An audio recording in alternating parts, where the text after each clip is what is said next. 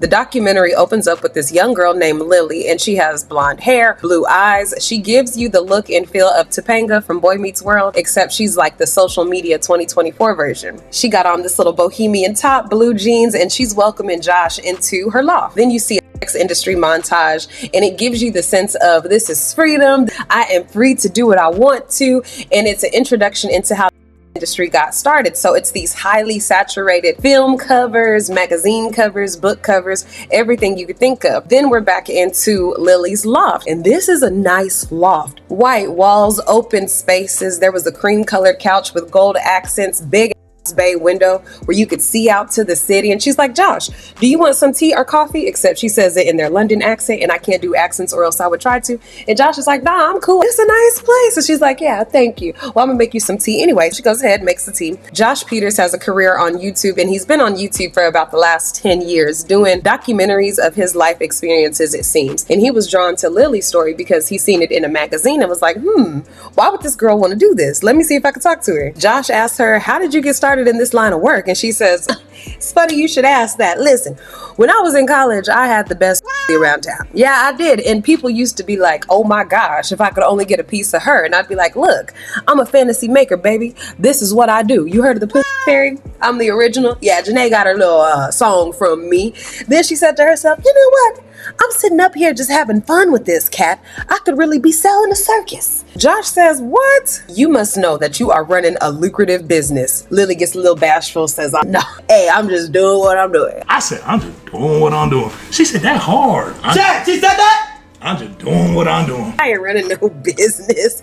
But when it comes down to my 9 employees, I like to make sure they're well taken care of. And as well as my parents, you know, my mother, she's a helping hand. They don't know everything, but they know enough, as well as my father. When it comes down to support, they know where to get money from as well as who to give support to, if you catch my drift. Josh says, say no more. Lily looks at him. She says, I'm gonna take you on a tour. Come on, let me show you what I got in the back room. He said, okay. You go into her room, and it's this nice, pristine room that you would not assume has all of these toys in there. Now, it's a 4-poster bed, and it's a camera propped up on a tripod. Looks like a very nice camera, like a Sony camera. One of the ones that have the face that flip up so you could actually see your monitor. And she scoots back on the bed, and she's like, you see how this gives you a good angle?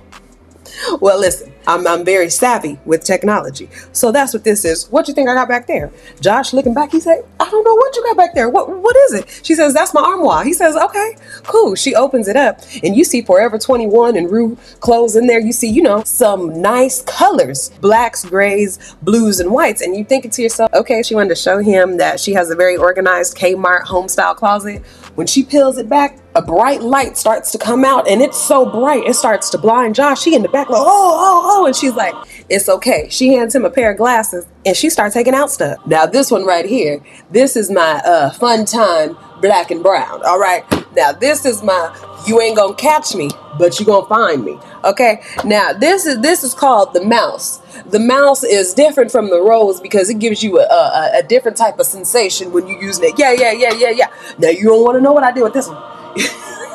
I got a fella, charge him $300 an hour. I say, I make this disappear if you make it disappear. Yeah, so it's a good time. Josh is amazing. She's like, you know, I got to get to work. I got to make this custom order because I believe in good customer service. If you want to just wait outside in the waiting area, I'm going to go ahead and take care of this order. You just wait right there. He says, okay. She's down in her little lingerie. She takes out something fairly big, and she goes to town on herself with a video, and Josh is just sitting out there. His toes is crinkling. I don't know if he wanted to get in on the action or not. He's sitting there just waiting for her to get done. She finishes. She says, hey, all right, I'm all done.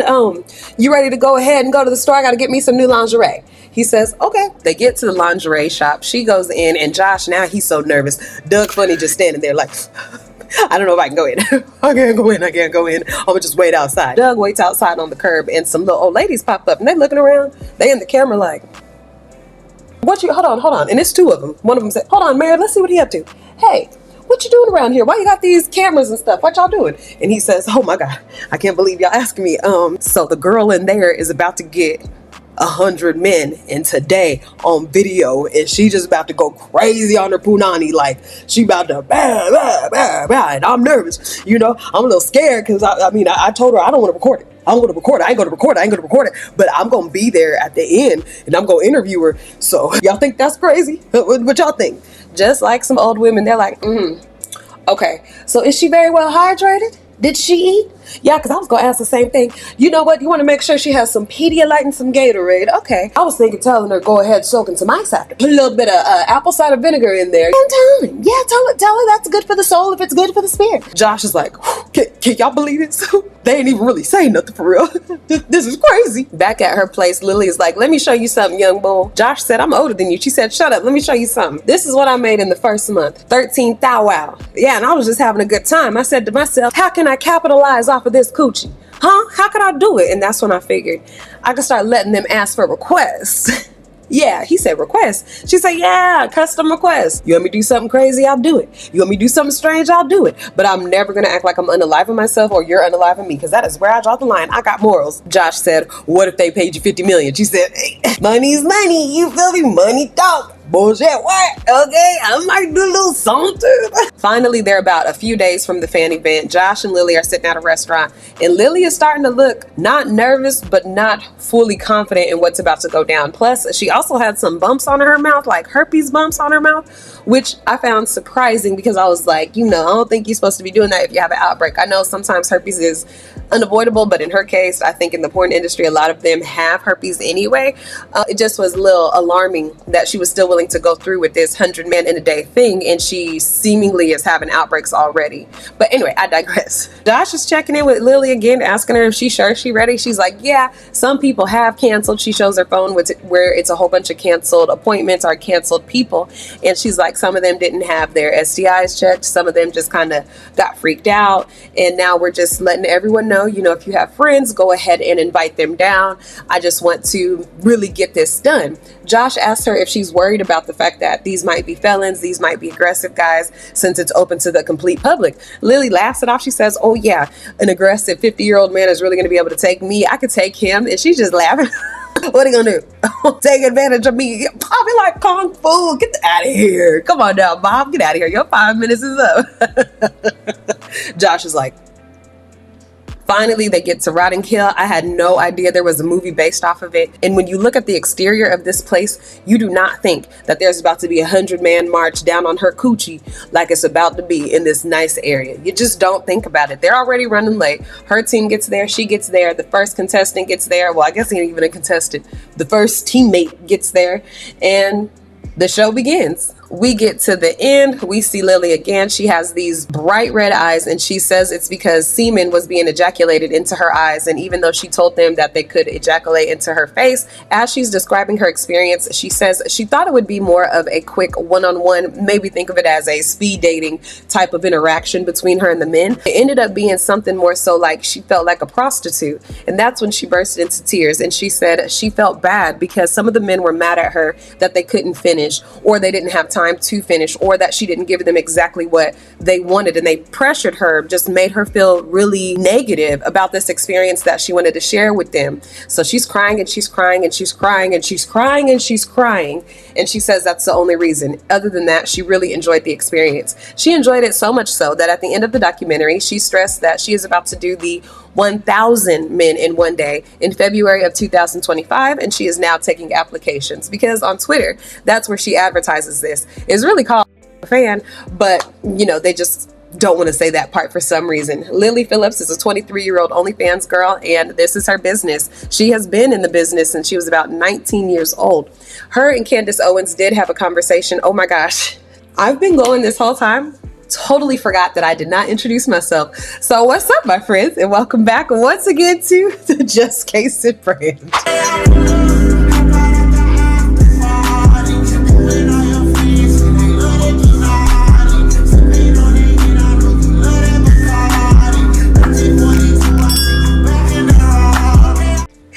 I'm your homegirl, I'm your tia, I'm your prima, I'm your cousin, I'm your friend, I'm whatever you need me to be down here at the Just Case and Brand. If you're new to the channel and you're like, I don't know who this girl is, but I've been enjoying the video, thank you.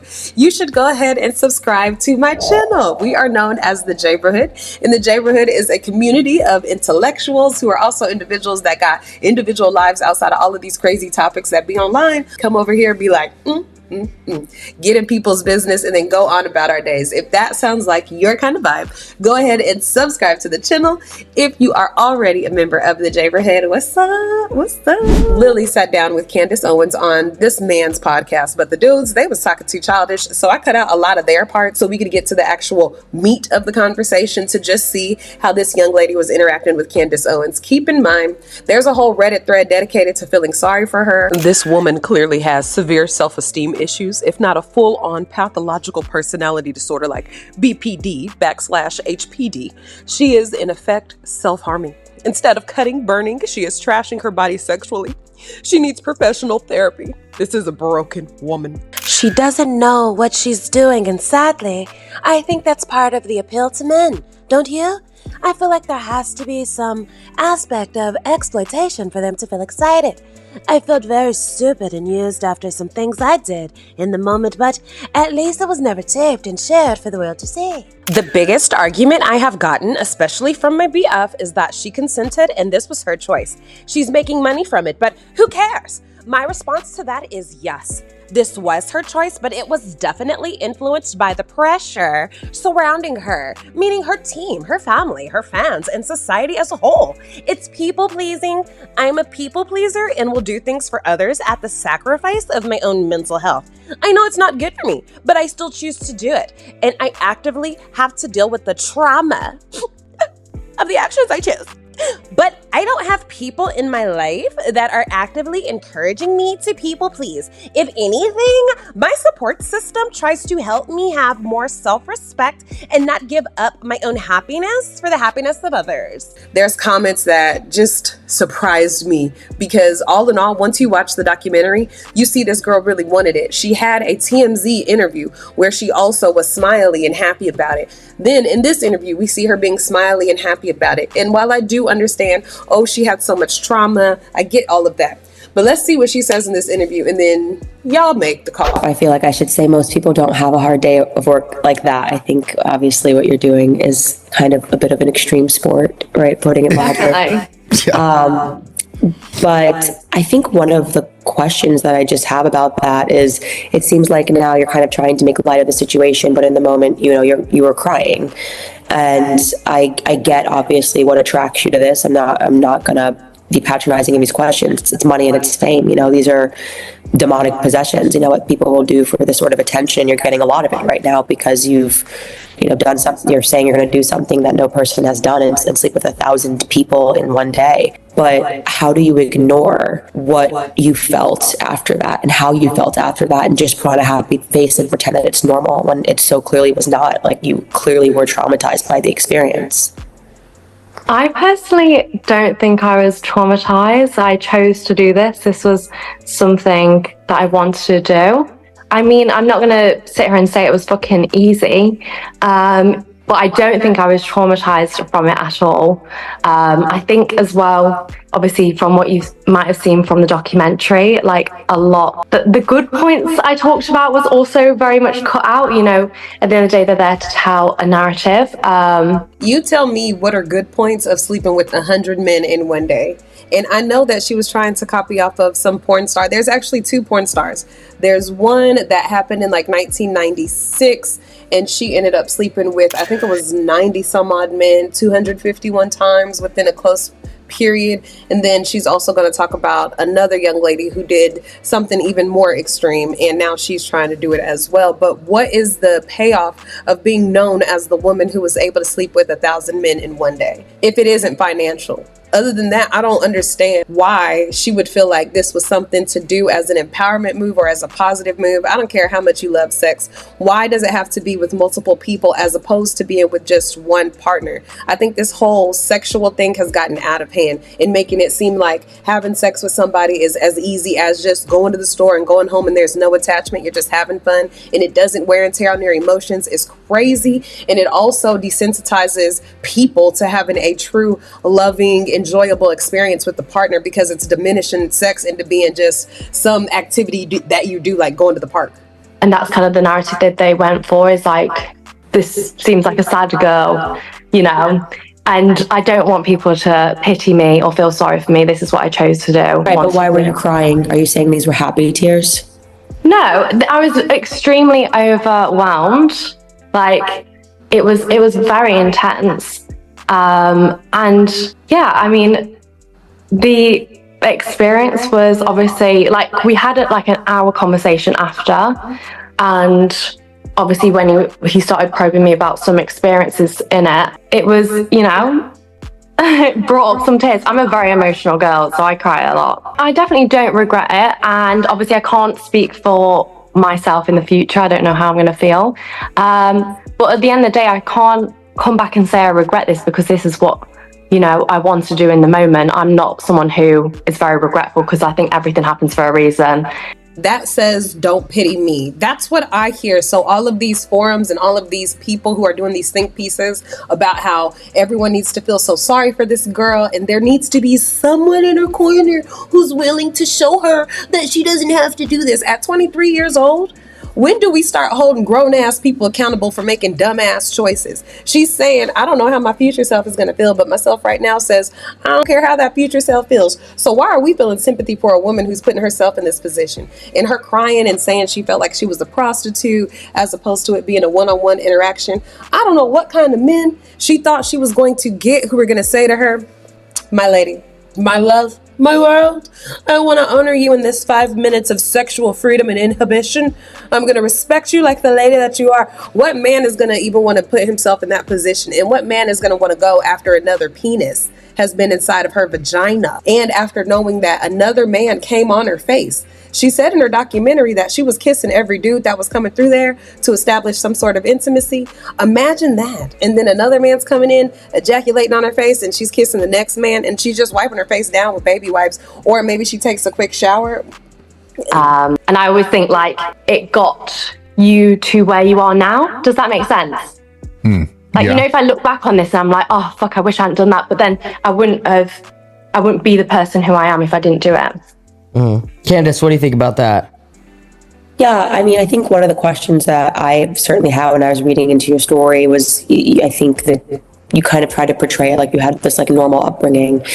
And I obviously don't buy that, because I have children and I have a daughter, and your mother being involved in this signals to me that you had anything but a normal upbringing, because there's no mother that would spiritually want to see her child violated like that, because that's what it is, whether you perceive it or not. Your mother is watching you or helping you or dealing with the finances of you being violated 100 times in one day.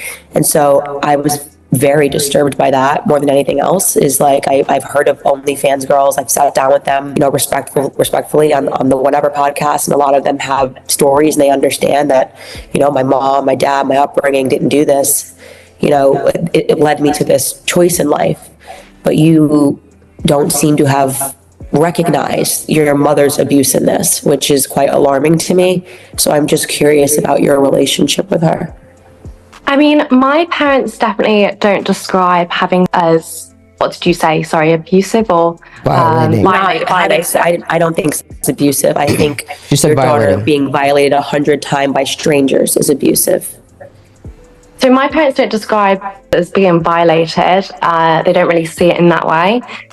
They know I've always been very liberal, and to be honest, my parents, they don't necessarily, they're not coaching me into it. They're not telling me, please keep having these people at all. They're not, they're not really exactly, I wouldn't really say like supportive, but at the end of the day, they love me, and what is it going to do if they disown me, stop talking to me? That would only cause more heartache. So they see it from a standpoint of, my mum does like my finances because she wants to help me. That says to me that when she was growing up, she was very rebellious. I don't think that she came from a hard background. I don't think that she was struggling. I don't think that she had to do this. I do believe she wanted to live a luxury lifestyle, and she felt like being overly sexual, having sex on camera, being an OnlyFans model was the way to do it. And I think that she manipulates her parents by taking away her attention, her affection, whatever, from them in order to get them to do what she wants them to do. And I think she's been doing this since she was a kid, which to me, her mama was a jellyback ass mama, because there's no reason why her daughter should feel comfortable saying, can you keep my books? Can who keep your books? You think you about to sit up here and do what now? No, ma'am. We didn't raise you like that. You have so many other things that you could really do for yourself. And if I have a say-so in your life, then that's going to be my say-so. And I understand kids can cut their parents off. They can be like, well, I'm not going to deal with you. You could try your hardest to raise your kid and they could still do something like this. But for them to still be participating in her life to where they're managing her money and she's speaking about it in such a way that says I'm still able to manipulate them how I was when I was a kid, lets me know they didn't do a good job. They weren't able to stand up to her. Maybe she's their only girl. Maybe she's their only kid overall. But something about this ain't right. You know, they just want to do what they can to help. It's not so much like if they disown me tomorrow, like I think that would just make everyone more upset. Are you giving your mom a cut? I'm not arguing that they should disown you. I mean, I understand like a mother's love for their child. I'm saying that it is unnatural for your mother to be counting the finances that you're earning from having 100 strangers violate you on the internet for cash, you know? And that is the part that there's just no way to normalize that. There's no way to normalize that. I'm a parent. There's no way, like I have a daughter, and the idea of being involved in that, like it's not saying that if she goes down that path that you're not going to be there and pray and hope that, you know, she changes and speak to her about that and say, I'm always going to love you.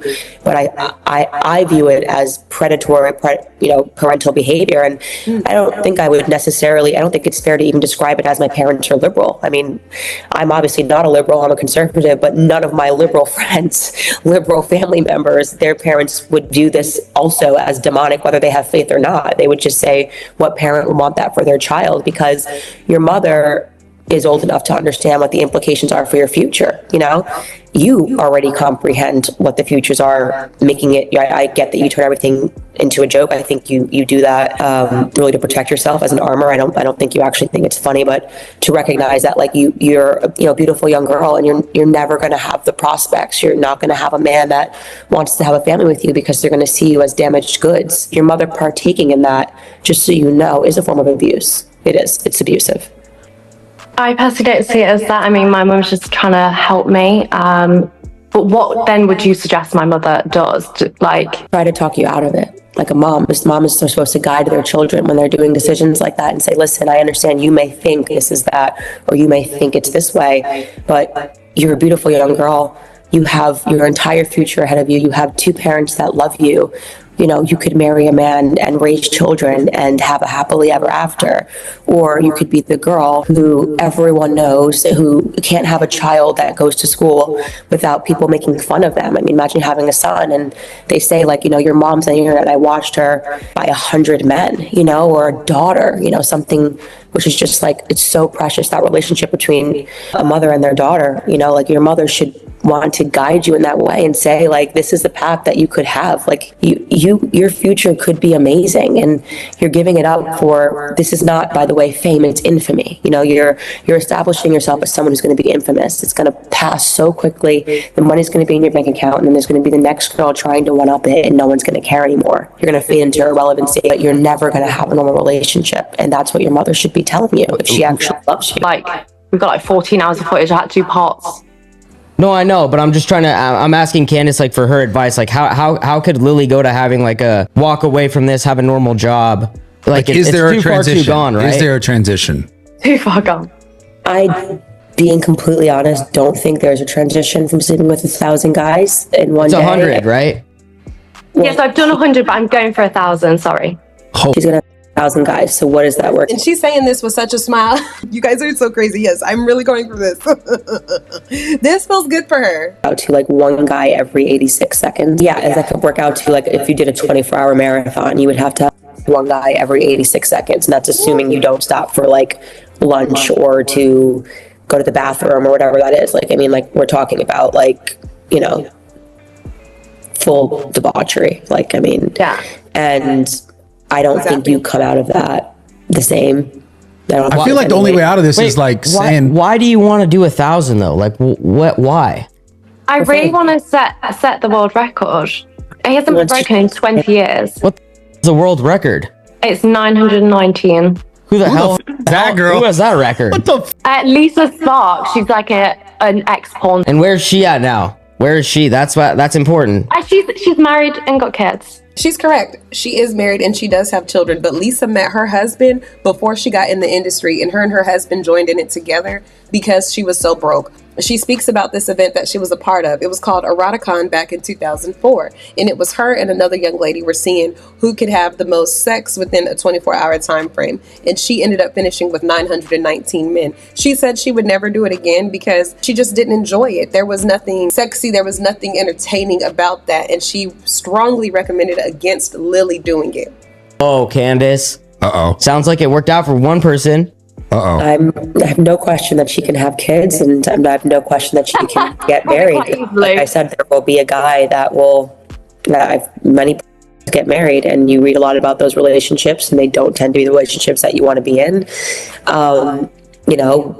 Women like Lily are going to want a clean-cut powerhouse of a man who could take care of her and is very proud to sport her on his arm. What women like her do not understand is no matter how the time goes, no man who's in a position of power is going to want to show off a wife who every man has had. It's just not a flex for them. It doesn't feel good for them. Unfortunately, I think she will get married, but it's going to be to a man she does not want. You know how there are virgin women in the church who want the really sinful, sin-filled men who are sleeping with everybody in the church and have several children. It's like, no, girl, go after the virgin man that you find unattractive because he doesn't have the same swag that a man with 5 baby mamas has. But that's the person you need to go with. That's the same thing for Lily. She ain't going to get no powerhouse man that she wants. She's probably not going to get the type of husband and father that she's thinking she going to get, but she'll find some man who has a jelly back and has been a fan of hers since day one, so he understands her. And she ain't going to want him. It is what it is. But like I said, I just feel very sad for you, very sad for you that this is the life that you're choosing. Because like I said, you don't even know the name. They didn't even know that girl existed. You know her name. You're saying she's up with 919 people.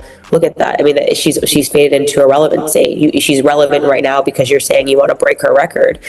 And the amount that you give up for that, like spiritually, you're just not going to come out of that the same. If you were crying after sleeping with 100 guys, imagine sleeping with 1,000 guys in 24 hours. But I get it. It's a shiny object. You're getting the headlines that you want. You are in love with the getting Google alerts about yourself and seeing that people want to speak to you and you've never been in the conversation.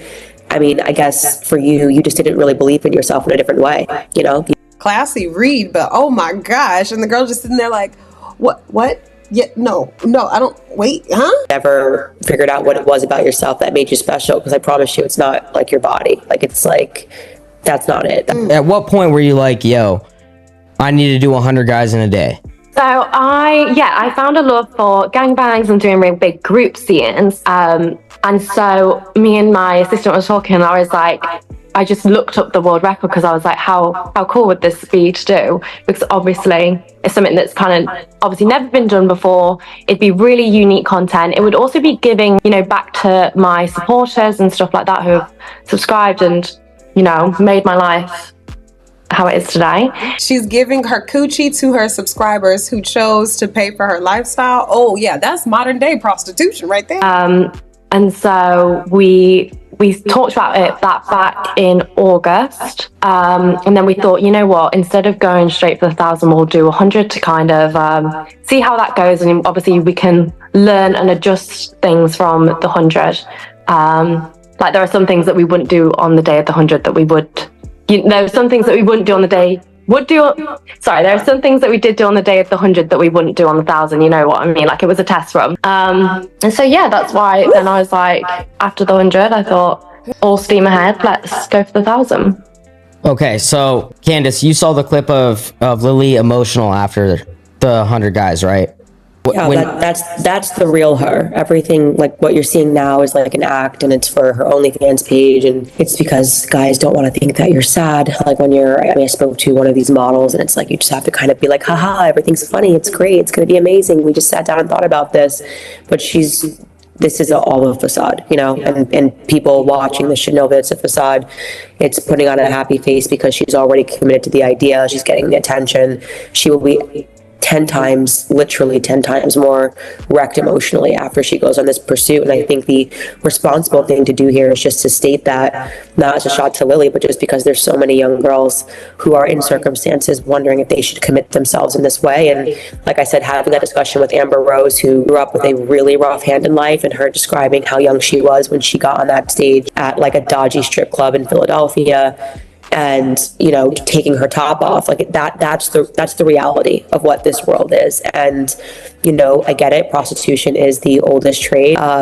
But it isn't worth it, you know, to the young girls that are watching this and seeing that she's getting attention like that. It's a dopamine hit. It's a dopamine hit. It will fade into irrelevancy. You have your entire life ahead of you. You can make different decisions than this.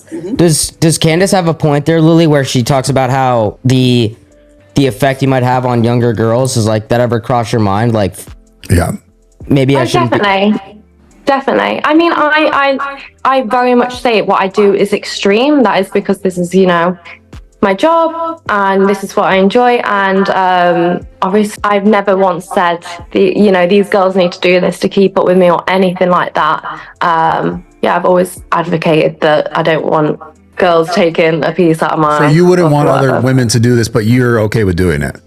As in, I wouldn't want to push. Okay, cool. As long as she is admitting that she's okay with this type of shit, I do not want to see her online later on talking about she regrets it or anything. I think that's another issue with these younger people like her age, who's 23, who want to go out here, do dumb shit, then come back to the internet and ask people to support their decision to change their ways or change their mind because they're so sad they made this mistake. But they sat up here flat-footed saying this was a good idea, this was a good decision. Then stand in what you said. And when it doesn't work out, don't you bring your ass back online crying about it. No, go take care of your life offline, because I bet after she gets done with this 1,000-man thing, it's going to make her feel even more devalued. Then it's going to be, oh, men ain't this, men ain't that. All men do is abuse you and mistreat you. When I did the 1,000-man thing, I met all kind of guys who were so mean to me. When I said, stop doing this, they were like, no. But you keep on putting yourself in that position, Lily. Girls who don't actually want to do this to do it because they feel like they have to. That's what I'm saying, sorry. I don't think that you want to do it. I think that if somebody offered you $50 million to go do anything else, to go be like, you know, a runway model, you would take it and you would leave this entire career behind. This is about money and fame for you. That's it. It's not, you didn't wake up one day and say, hey, it would be really amazing for me to be violated by like 1,000 guys. That's not enough. I did hear him say, let her answer that, but Candace was on a roll. She was like, fuck that. I'm about to keep on saying what I need to say because we about to be done with this. Inclination that a woman has, but you have to commit to it, you know, because like I was told by these OnlyFans models, you're selling an idea to guys that you're really into this, and it's like, you know, this is what I want to do. It's assertive. I'm into this, because if you were crying on the internet, guys wouldn't be buying your packages. They would think that it was weird. So I get it. This is a part of your business proposition, but that money, you'll go through it quickly, and it's just not going to be worth it, you know. Don't personally think for me money isn't a thing. Like, can you address though what she said? I've always said this. I did this as a hobby before I did it for work. So I was sleeping around and doing these stuff like that before I actually did. I've been a hoe. I've been putting this thing out there. I've been having sex for cash. I've been having a good time. You know what I'm saying? So this ain't nothing new to me. I just decided to profit off of what I already enjoy doing. That's like me doing YouTube. I've been loved doing YouTube. I love sitting up here and talking. I love commentary. I like reacting to videos. And I said, you know what? I'm about to turn this hobby into a job. That's exactly what Lily said. Fans. I was a lot more promiscuous off camera before I was on camera, and so no, I do this job because I love it so much. And to me, obviously money in every job is a big thing, but it's not about the money for me. It's about... You said you did this to give back to your OnlyFans that afforded your lifestyle. You said that, I think. No, as in they have really helped me. You know, what you said, we thought I never said anything about money. You said, like, my assistant sat in a room and decided that we should do this as a way to give back to the fans that have supported this, like, you know, this lifestyle that I have. I didn't say yeah, lifestyle. So as in like this freedom that I have. I love the life that OnlyFans has given me, definitely, and that's not necessarily money. What freedom has it given to you if it's not money, out of curiosity? So to be able to work for myself, to be able to do something I love, you know. Working for yourself as in being able to earn an income by yourself. No, so working for myself to be able to wake up and grab a coffee in the morning and not have to be in a desk at a 9 to 5, to be able to, and you know, make a living out of it, be able to support. So to be able to support myself, do something that I love, money. Just so you know, that's money you're talking about. Like, to be able to support yourself. But I'm not just talking. She wants to sound deep so bad. That's why she keeps on trying to use all this word salad. But Candace isn't the type who could easily feel inspired by somebody saying a whole bunch of BS. That's what Lily doing. Like money, I'm talking about the freedom this lifestyle has given me. Money permits freedom. Money permits freedom. Yeah, we're just trying to connect the dots there. So money means you have the freedom to do whatever you can in your life, right? That's what money is equals Oh my essentially God. time in this case, right? Because you're saying the freedom to do what you want to do. So But the question this is the thing. I could do OnlyFans and make 20 grand a month and still have the same lifestyle as I do now, than have to go to this extreme and, you know, do the 1,000. Like I could. So it's not really like the money thing for me. Yeah, because now it's about the fame, the infamy, I think, for you. I just want to be the best. You see that smile? She was like, oh my gosh, stop saying that. It's not about the infamy for me. It's just really fun for me to be doing this. Yeah, it is, Lily. That money and that fame, it's a hell of a drug. But whenever somebody breaks her record, or whenever this fades, or if people just start to dislike her because they're like, oh, this nasty girl, or if she ends up getting something like HIV, what happens then? Only 23 years old. In the industry, you know, I want to make a name for myself. I wouldn't call it competition. I think there's been 2 girls who have aspired to do this. And like I said, I don't even think it's fair to put her in the same category as a lot of these OnlyFans models because, you know, like I had some good conversations with those girls on the Whatever podcast, and a lot of them are coming from circumstances. This is not their ideal thing. They're maybe a little delusional about thinking they can just quit this and they're going to make their money and get out of the industry. But they seem a bit more tethered to reality in that I had a hard knock life. I'm doing this because I need to pay my bills. And I think what I resent about this conversation is like her pretending it's not about the money and fame, almost like it's just like it's about freedom. And this is like, that is so inauthentic. Like this is not like, it's like feminist drivel when you again are still selling a product to men because you need to pretend that that's what it is for you. But yeah, it's about fame now. It's about getting to the next level. It's not just that. I'm doing it for the love of the game. Like I said earlier, I did this before I was doing OnlyFans. I've done it off camera. It's not just all for money, this, that. Like, so then why not just keep doing it? Is there anything to be sad that said? like, this is what women have become? You know, it is. It's sad that like men seem to have better standards than women, and that seem to have switched very quickly. And it's partially due to like third wave, fourth wave feminism, and women have just completely diminished their own value, and it's just sad. It's a shame that girls are so easily manipulated by what social media says looks like a nice lifestyle. Luxury living does come with a high level of stress. So on one hand, it makes sense as to why Lily thinks to herself, I should go ahead and start selling this extreme fantasy of having sex with all of these men in order to make the money that I want to make because I want to live this lifestyle. And I have to convince myself that this is a fun thing to do because I want to live this lifestyle.